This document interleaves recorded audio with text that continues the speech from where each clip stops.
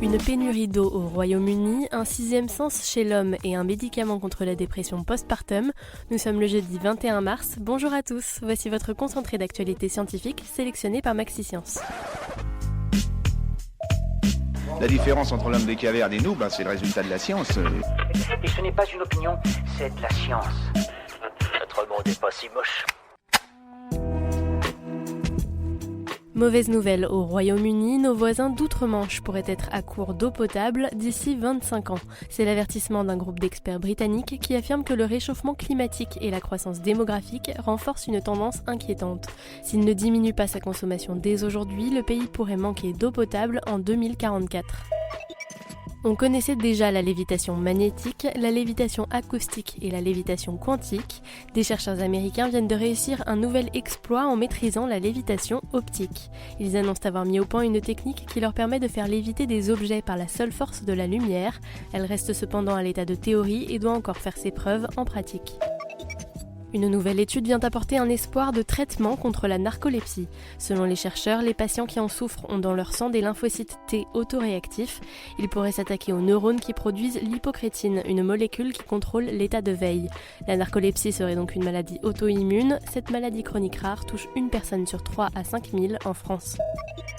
Grande nouvelle en neurosciences, l'homme ne posséderait non pas 5, mais 6 sens. En plus de la vue, du toucher et du goût, l'homme posséderait en effet un sens magnétique. On savait déjà que certains animaux comme les abeilles, les tortues et les oiseaux en sont capables et qu'ils s'en servent pour naviguer. À présent, des scientifiques viennent de trouver la première preuve neuroscientifique concrète d'un sens magnétique chez l'homme. Super, j'adore. Alors écoute-moi bien, je vais essayer d'être clair avec toi. Ouais, génial. La nouvelle insolite du jour nous vient de Chine, où une femme d'une 50aine d'années s'est injecté un smoothie directement dans les veines. Elle a été admise à l'hôpital où les médecins ont découvert qu'elle souffrait d'une infection quasi généralisée. Après une dialyse et une cure d'antibiotiques, la femme s'en sort presque indemne. Une étude publiée dans la très sérieuse revue The Lancet révèle les dangers de la consommation quotidienne de cannabis. Les chercheurs accusent la drogue d'augmenter le risque de développer les maladies mentales. Selon les scientifiques, plus le taux de THC du cannabis sont élevés, plus les risques sont grands.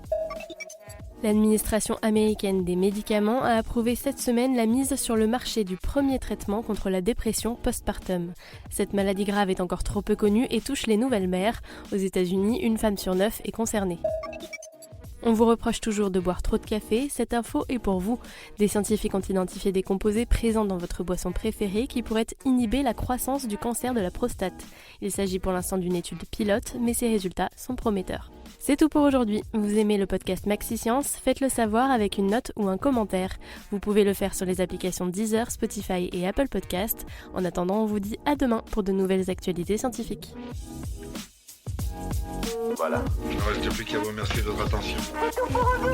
Au revoir.